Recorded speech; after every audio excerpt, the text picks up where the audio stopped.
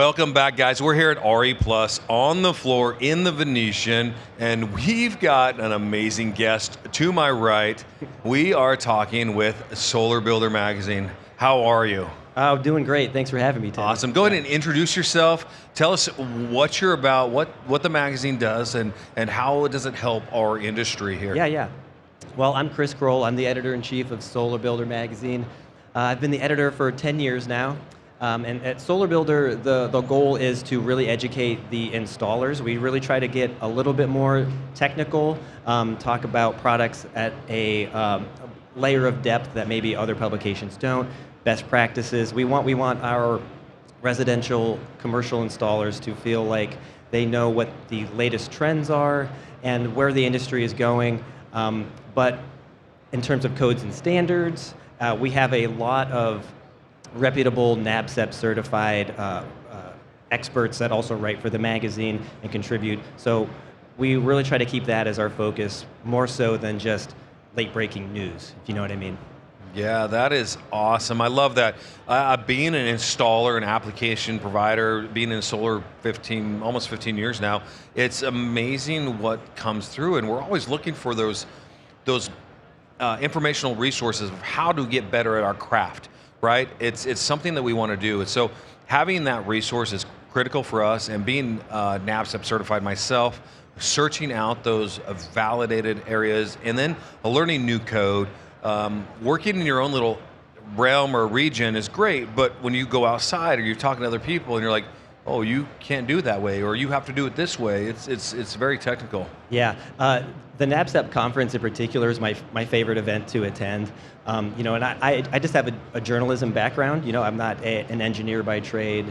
I just know about the solar industry from covering it and really interviewing people like you. Really, Yeah. is kind of what I do. I'm not usually on this side of things, But the NABCEP show has been invaluable for me to really understand the issues that are really happening out there. And sometimes I find it funny there that the pros there can install something in a way that doesn't meet code, and like sometimes the information that gathering in like a back and forth and like the Q&A in a session gets pretty interesting and nerdy, and at a certain point someone has to stand up and say, okay, I know we all know how to do that, but that's not what we're here to do. We're here to really like do things the right way by code, but it's like, Yeah, so I mean, like even when I go out for training on APsystems, best practices, procedure, that kind of thing, there's the installation guide and manual, and like, this is how we should do it, this is how we need to do it, and code compliant.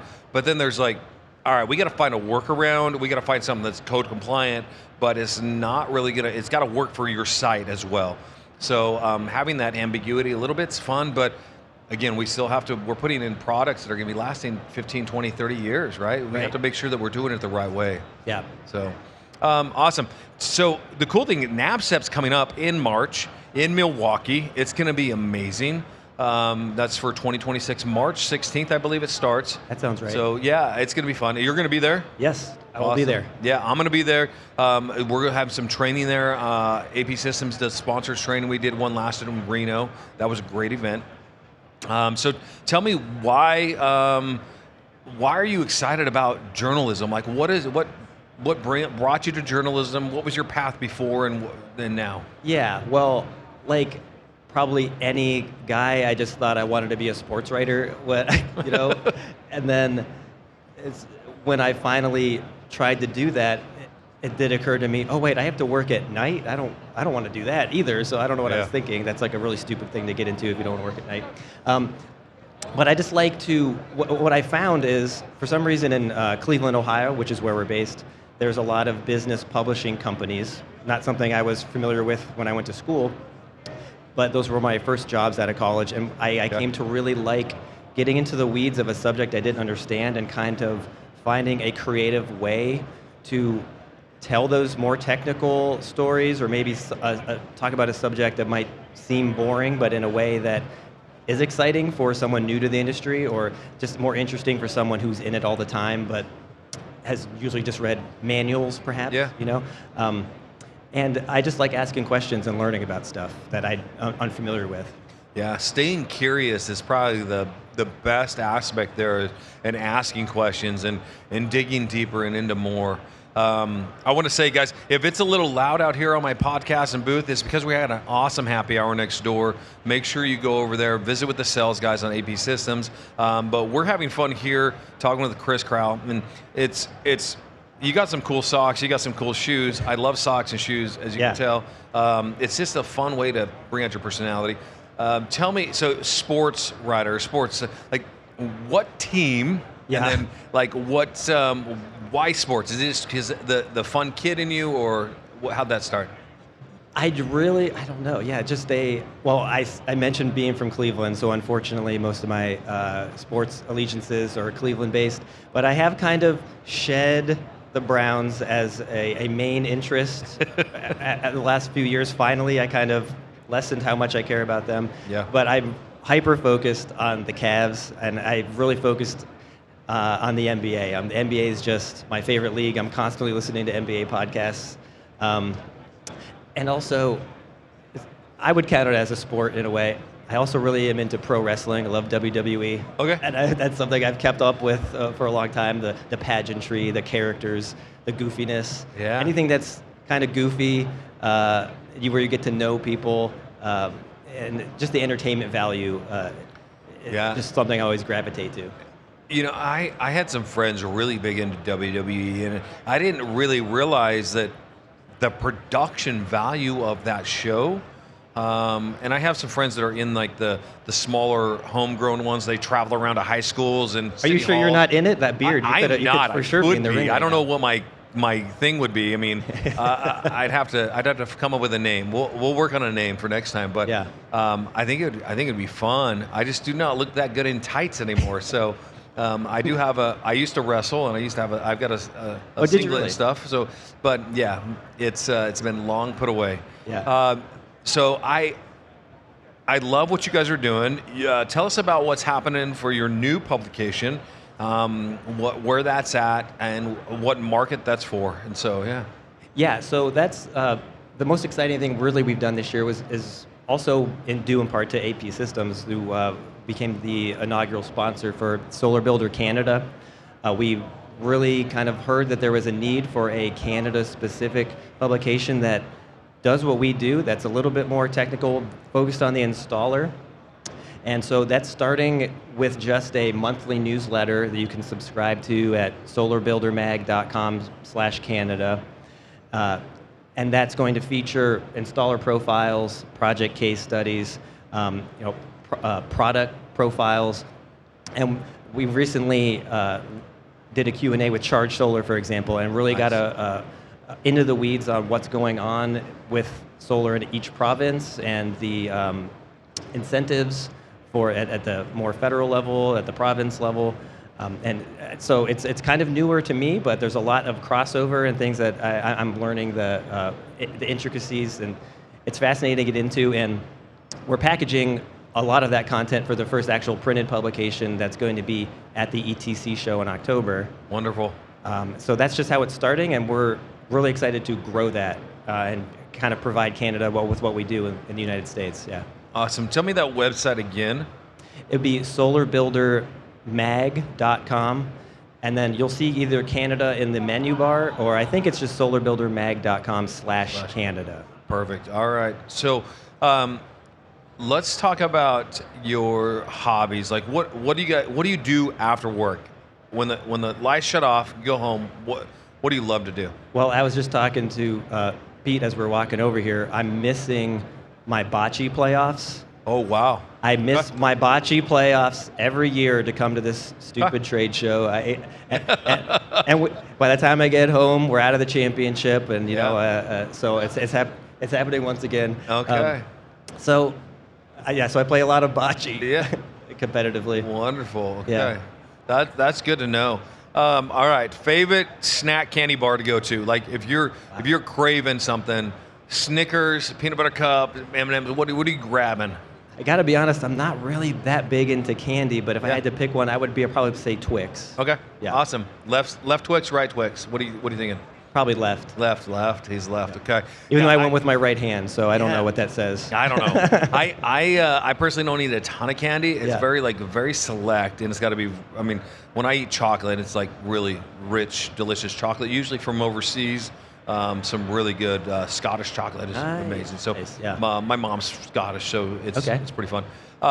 So what questions or how do people get articles into the magazine? What does that look like? That relationship? How do sponsors come to you? How do you pay for the publication? Yeah, well, if everything usually comes just directly to me, and I do get pretty inundated with press releases and article ideas from manufacturers or public relations companies. So it can be kind of hard to parse through everything, But at this point, after 10 years, because early in my career, in this industry, you can get burned in a certain way by like a really great sales pitch, and you're like, this technology is going to change everything, So you write a profile about it, and even really through no fault of the technology itself, you come to the next RE Plus, and that company's out of business. Yeah. You know what I mean? And Yeah. it's like, oh well, I regret that I wrote this real glowing profile about this company, but I'm a little bit better about being selective about that now. But send stuff my way, and yeah, Solar Builder is a free publication. We're only advertising supported. So when we have sponsors like at APsystems, again, they were the impetus for why we even launched Solar Builder Canada. Came to us with that, and haven't meddled in the editorial, but just kind of wanted to be a partner in doing what we do and providing that service. So I guess just look for me, look for the shoes, look for the beard, but I know. I'm not quite your level. But Hey, that's all right though. I mean, I love the gray. I love the pepper because I don't know if you know this, but I impersonate Santa during the holiday season. I'm actually pretty bougie at it. So Okay. my beard goes fully white like 2 weeks before Thanksgiving. I can see that. So yeah. I wish That's a good that look. I wish I had more gray or white through my beard because it'd be a little better. But soon enough, I'm Yeah. sure, right? It all comes with age and wisdom. How does an installer, somebody that's out there every day in the field, maybe submit an article or submit information of like what he's seeing from his point of view? Do you have people, correspondence like that coming in? Honestly, I would like to hear more from installers. I usually have to go through like our partners, our sponsors, to like find like who are some of your better customers that are doing this a different way. I mean, installers are busy. Yeah. So it can be tough to really get them to find time to do an interview, let alone kind of tell me something. And honestly, that is part of the value of going to the NAPSEP show, is everyone Yeah, we're there. is the there. Industry And guys are there, hearing yeah. the conversations, that's where I get a lot of that good installer feedback is there. That's awesome. Now, do you have a live podcast or a produced podcast that you like to do that you have people on? We have a podcast network. We primarily focus on the video portion of it, though. I like having the YouTube videos to embed on the site, upload to LinkedIn, and using the footage of how a product might work, because a lot of them are product-based. Like our pitch series is one where it's kind of a 15-minute deep dive overview of a new product. We want to get into the weeds of the new technology. But then we also upload those to a podcast network because we have multiple different versions, kind of the same thing, but all different angles. So like there's our Power Forward series that we do just with Baywa RE, where it's more of like a higher level view of the residential solar industry, and from their view of procurement. And like we recently did a live one here on the Power Up stage with their finance program manager, Josh Tenalia, just about residential solar financing outlook for next year. So we cover that in that series. And then some of the episodes I label The Buzz, where it's more just me kind of riffing on issues that are popping up in the industry when I have time to do those. Awesome. Yeah, perfect.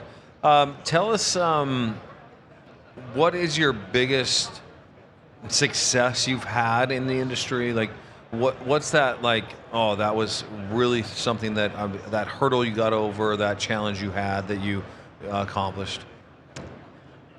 one, I guess one of the pieces I'm most proud of, it won a not local, but a regional award for business publishing, the ASB Awards. Yeah. And it Yeah. was a feature I wrote, I think it was called Shadow Costs, and it was really doing the work on looking at the fees that get added during like permitting and like these local jurisdictional costs that get tacked on to a residential solar install that are really hindering, installers, projects, and just the industry overall. And it was a little bit more investigative, and it caught the eye of that for the award. But I heard feedback on that, and I wish it maybe resonated a little bit more with the actual powers that be that change things. I know they're getting better in terms of like automated permitting kind of at the jurisdictional level, but there's still so much more that could be done there. Yeah, so I'm a city council member in my hometown city.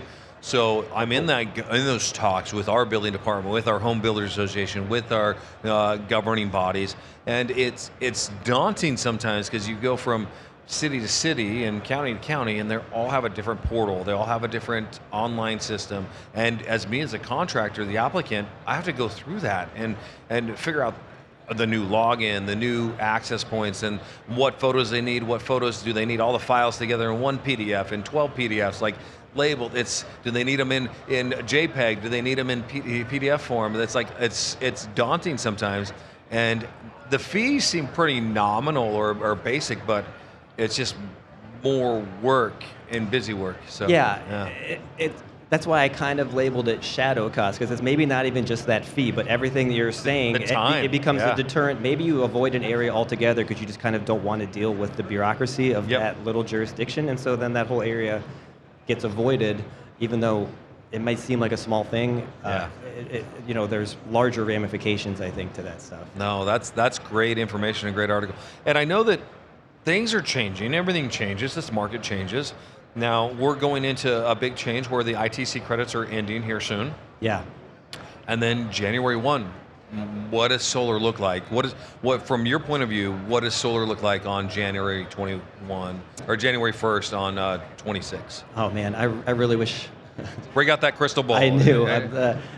Well, I feel like I have been right this year in that I was the only person who really thought everything that could go wrong was going to go wrong in terms of policy. Like everyone kept telling me, oh no, it's not going to be that bad. There will be a business case. They'll see the light at the end of the tunnel. No, I didn't believe that for 1 second. I was on that bandwagon. I would have been telling you the same thing. There's something coming. But But doing the podcast that I mentioned with Josh at Baywa about how he saw the cash loan environment made me feel a little bit better that the ITC going away is definitely an issue. But I think there are going to be some there's going to be more options, I think, that emerge. There kind of always is in solar. Like there's a lot of sky is falling things that have happened just in the 10 years that I've been covering it that the sky's never actually fallen. I mean, this is the worst it's been, I think.